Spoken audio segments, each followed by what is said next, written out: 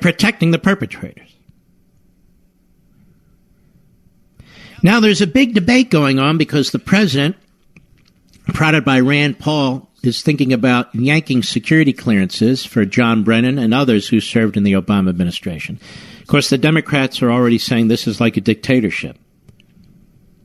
Why? The President of the United States is in charge of the executive branch and who does or does not get these clearances in the end.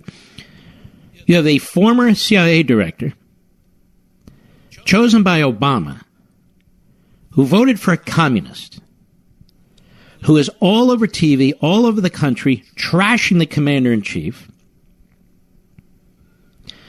and also making a fortune trashing the commander-in-chief. Why should he have a security clearance? And let me even take this further. You know, I spent time on Brennan with you the other day, last week. How do we know he's not a Russian mouthpiece? I'm not saying he is. But given his connections to the old Russia, given his voting, that is, for Gus Hall, who was connected to the Soviet Union, why isn't there suspicion about him? Even more, Adam Schiff. I said this a long time ago. Adam Schiff is giving aid and comfort to the Russians. He's using these investigations to attack Trump, not the Russians. Perfect misinformation.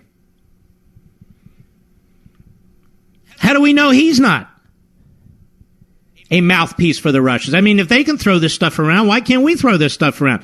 And yet, I think we have more credibility than they do. We'll be right back. Mark Levin. The liberals now love Alexander Hamilton. Why do they love Alexander Hamilton? Because they don't understand Alexander Hamilton in the first instance.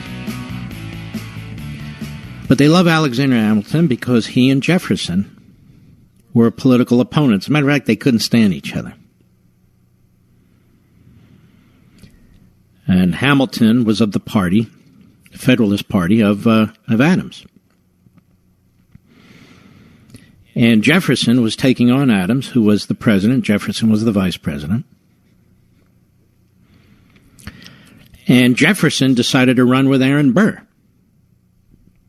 And Aaron Burr stabs Jefferson in the back. All this intrigue that took place. He decided, as the votes came in, that he would challenge Jefferson for president. The votes came into the House of Representatives. Adams was way behind. He wasn't going to win. And they had these constant votes in the House of Representatives between Burr and Jefferson. And even though Hamilton didn't like Jefferson, he hated Burr, and Burr hated him. And a couple of years later, of course, they would have this duel, and Burr would kill Hamilton.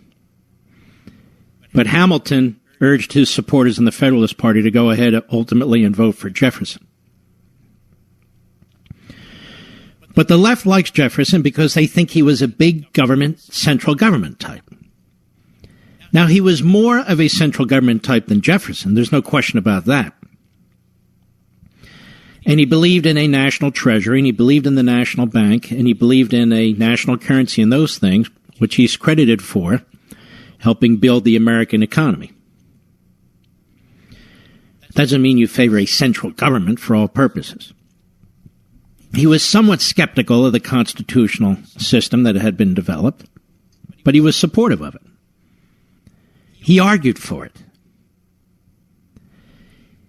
You remember I told you a story that he had printed 500 copies of the Federalist Papers. Now, the Federalist Papers were essays written under pseudonyms, as you know, those who supported it, John Jay, Madison, and Hamilton. But he put them together in a collection and had a bound copy made, 500 of them, 50 of which went to Virginia, which was leaning against ratification. The rest are used in New York, which was leaning against ratification. And Massachusetts was leaning against ratification.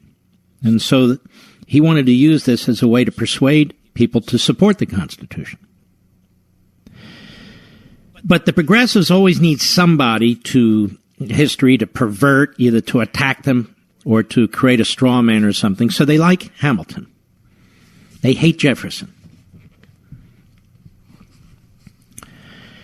And I just wanted to remind the left, including those who purport to be reporters, of Federalist number 84.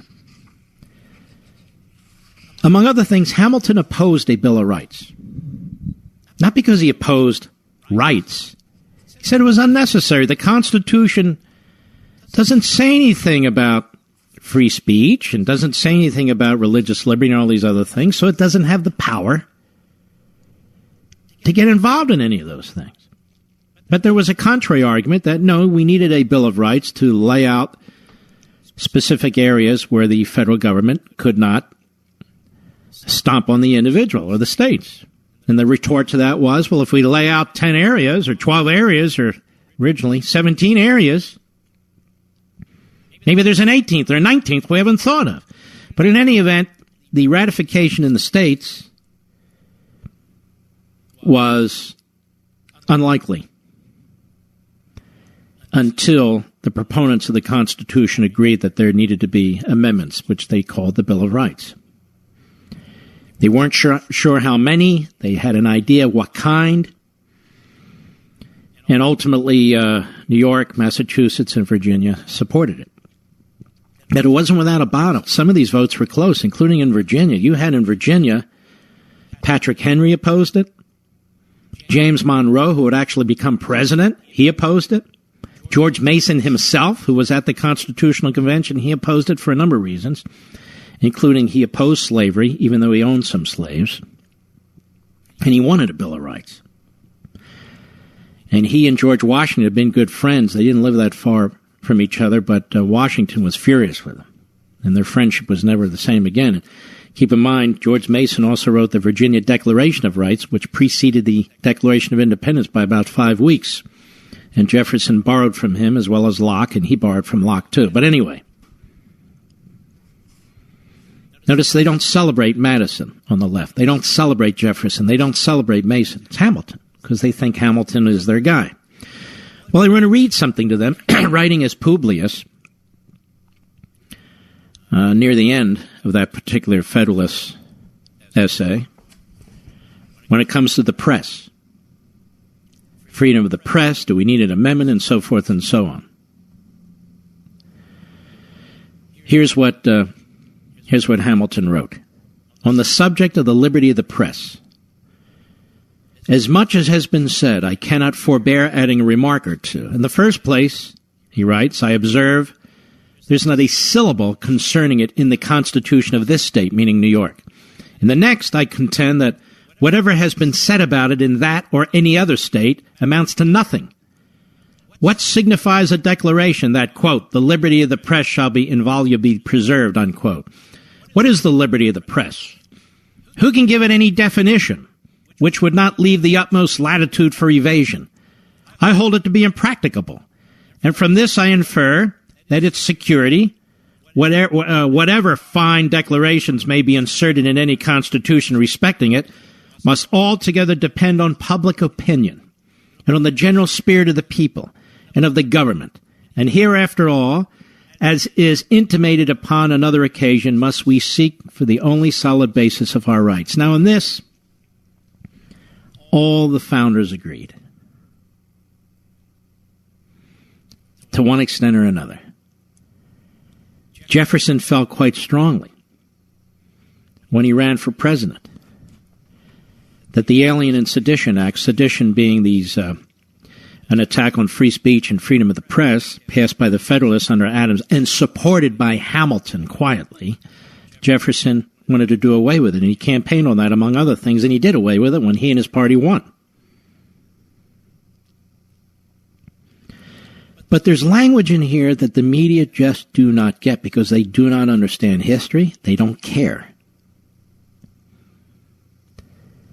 Hamilton says that freedom of the press depends on the opinion of the public. And what he means by that, and what Jefferson means by that, and the rest of them is, these institutions that they put in place, or would put in place, are only as good as the people support them. In the end. Look what the media are doing to themselves. Look what the media are doing to themselves. They are undermining the public's support for their institution because they are, as a group, with exceptions, unprofessional, ideological, and deceitful. And not because I say so, you see it and you hear it too. And not because we're conservatives, but because this day in, day out campaign against this president, against his family, against those who voted for him, against his policies, day in, day out, have exposed the media for being a propagandist operation. Now, they're free to do it, but they're undermining their whatever credibility they have, and they're certainly demonstrating themselves to be utterly unprofessional.